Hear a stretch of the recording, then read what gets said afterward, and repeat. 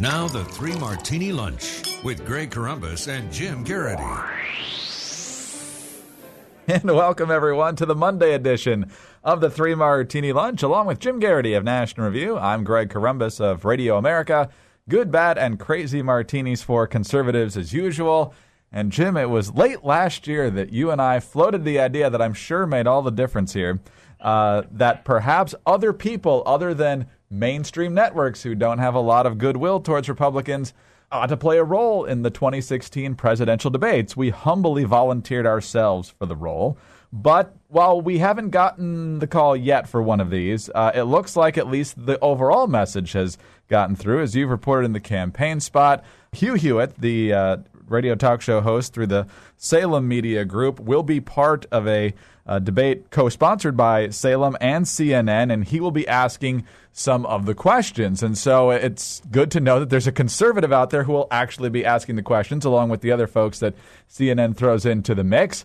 I just hope, Jim, that all the remaining Republicans have read whatever book Hugh Hewitt asked them about. You've hit on it, Greg. I'm going to point out the Salem Group, clearly, easily one of the second or third best radio groups in the world, next to Radio America. No, Hugh is a terrific guy, and he's had me on his program a lot. You do put your finger on the fact that if and when Hugh hosts this, there are going to be certain quirks among them, and I'll give you an impression of how Hugh is likely to go through this. First of all, Gregory. I am James on his program. Everyone has called me Jim, for the last 20 years, but I'm James. So, Gregory, have you read The Looming Tower? If not, get off the stage. Secondly, was Alger Hiss a communist? Yes. Very good. Thirdly, who should be the starting quarterback for the Cleveland Browns? Anybody but Johnny Manziel. A little quirky observation. How is Ohio the greatest state in the union, or is it simply the greatest place in the history of humanity? Oh, that's where I'd fall apart. I can't, as a Michigan guy, I can't say too many things, especially if he brings up Ohio State. Get off the I went from Michigan, which ironic that he was such a Mitt Romney fan, considering Mitt Romney's roots in Michigan. Maybe it's because he left Michigan. Hugh warmed up to him so much. The other great observation that came out this morning is we know what the proper response is when you hear that Hugh Hewitt is going to be asking questions at a Republican debate. What's that? You know who this helps, Greg? Who? Mitt Romney. So, first of all, congratulations to Hugh. He is a terrific choice. And it's very rare that a moderator gets you excited, but Hugh is smart and tough and fair, and it's a very rare combination there. So, looking forward to it. Way to get the ball rolling, RNC, by allowing this change in format and personnel to happen. Jim and I are still available. And also, if we haven't gotten the call by the time this debate rolls around, Hugh, I'm sure you won't, but don't blow it for the rest of us, because I'm sure we're next on the list. Anyway, good for him. That's fantastic, and it's good to have real conservatives asking questions at a Republican presidential debate, a novel concept that has finally found some traction. Okay, on to the bad martini now. This is a double bad martini. One is another thing that Jim reported in the campaign spot today. The Inspector General from the Department of Housing and Urban Development has basically admitted that it is wasting, the government, i.e. your money, is wasting $37 million per month on people who are not complying with certain public-run housing programs. Basically, a lot of these folks are required to take part in community service or prove to folks that they are basically taking care of themselves and they're capable of holding down a job, that sort of thing. And it turns out $37 million a month is being wasted because so many people are not checking in, and that totals up to nearly $500 million a year. If that's not enough, we head over to the Politico, which is focusing also on government waste, and they go through a lot of these things in a story by Michael Grunwald, but the one that is absolutely mind-boggling, he says the weirdest number lurking in this year's credit supplement, this is the federal credit supplement, which he calls an obscure batch of tables stashed in the back of the annual White House budget proposal, was in Table 3, where the White House Budget Office explains the assumptions behind its cost estimates for various loan programs. What caught my eye was the default rate for an Agriculture Department program called Broadband Treasury Rate Loans, 116.37%, a default rate above 100%. Was that a typo? It was not a typo.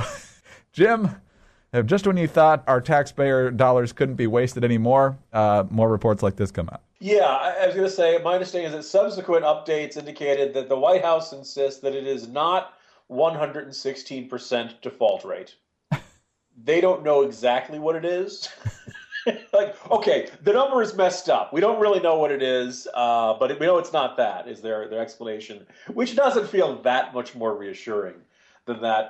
Just kind of jumping over to the HUD report. Now, look, the idea of waste in the Department of Housing and Urban Development isn't really all that shocking. Having written the weed agency and kind of kept my eye on, egregious stories of government waste, sometimes people greet these with yawn or kind of rolling their eyes. It's kind of what we expected. What I think makes this really spectacular is not just the amount, $37 million a month going to residents who don't qualify for a subsidy, who aren't meeting their community service standards or self-sufficiency requirements, is that apparently the Inspector General basically wrote the exact same report in 2008 and said, hey, you've not, this is a major problem and you're not doing anything about it. And absolutely nothing happened. As they put it, HUD did not apply sanctions against housing authorities that failed to enforce CSR compliance. The good news is I believe the Inspector General is set to put up a new report in 6 years, indicating that nothing has improved that one. But I'd like to think at least the Inspector General's office could at least save money by just photocopying the old report and issuing it again, since apparently they're never going to do anything about this problem. This is why the Weed Agency is so important. And I don't just say that because I like you and I think it's a good book, but it's because this stuff just keeps growing and nothing hardly ever seems to change, regardless of which party is in power. You just mentioned the last report from 2008. That's the tail end of the Bush administration, showed the exact same problem. Things are not getting any better, and it just snowballs and snowballs and snowballs. And your book does a fantastic job of explaining not only that happens, but how it happens in many different cases. So good tie in there to the book, and hopefully that gives folks more incentive to pick up a copy if they haven't already, which really, it's been out for almost 9 months now, so you're running out of excuses. Anyway, on to the crazy martini now, Jim, and we turn to Hillary Clinton and the Clinton Foundation. The foundation very graciously decided in 2009, after Mrs. Clinton became the nation's top diplomat, to stop taking foreign donations for the foundation. But the second that she left the State Department in 2013, the foundation later dropped the ban. So now it keeps taking foreign donations. And with Hillary about to, we think, launch a presidential campaign, a lot of folks are saying this really stinks to be that close to foreign donations. And what exactly are these people donating money in expectation of? In its statement, the foundation said the Clinton Foundation has strong donor integrity and transparency practices that go above and beyond what is required of U.S. charities and well beyond the practices of most peer organizations. This includes the voluntary full disclosure of donors on our website for anyone to see. The bottom line, these contributions are helping improve the lives of millions of people across the world, for which we are grateful. And really, Jim, there's really no fundraising scandals in the Clintons' past to make you wonder if that's all on the up and up. Well, here's what really jumped out at me, Greg, and I don't mean to cast aspersions on any of my fellow people on the right. It's a free country. You can donate anything you like, but would you have expected Newsmax.com to contribute $1 million to the Clinton Foundation? I've got my little Dr. Evil pinky up right now, but no. I mean, I'd heard a couple years ago that Chris Ruddy, the founder of the very lucrative and successful Newsmax, conservative news organization. Remember, he was one of the guys who had sponsored the real investigations of the Clintons way back when when Clinton was president. Yes. And so there had been bad blood there, and that all of a sudden they had buried the hatchet, they'd met, they'd gotten along during the Richard Mellon Scaife years. And so I understood there had been some kind of heartwarming tale of former enemies getting together and developing a respect and admiration for each other. And then Newsmax donated $1 million to the Clinton Foundation. It became one of those news stories that make you say, what? What? Openly say, Newsmax, conservative news. As I posted over on Campaign Spot, Greg, it's a free country and they can donate anywhere they want. I'm just saying Newsmax can't call anybody else a rhino ever. Right? I mean, once you give $1 million to the Clinton Foundation, you really can't determine who's a good Republican and who's a bad one. I'm going to put that out there as a new rule. Let anyone else decide. I don't mean to throw punches at other organizations, but this just seems weird.